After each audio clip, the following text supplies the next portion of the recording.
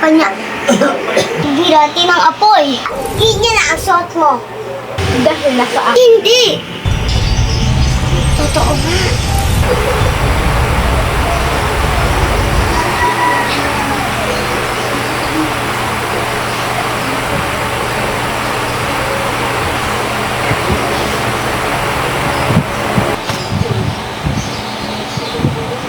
Siguro naman ay nagpapahinga siya.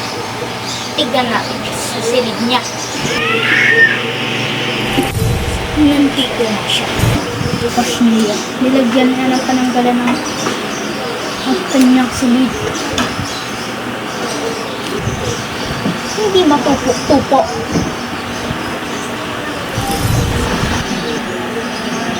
Nagtataka ako.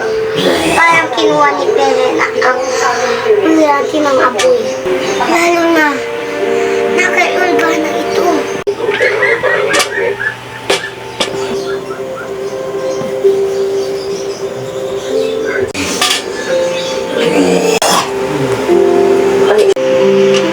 Patunga bakal pa.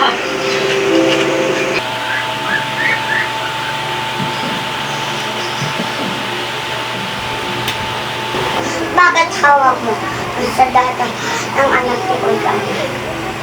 Dahil nandun siya sa mundong mortal. Ngayon.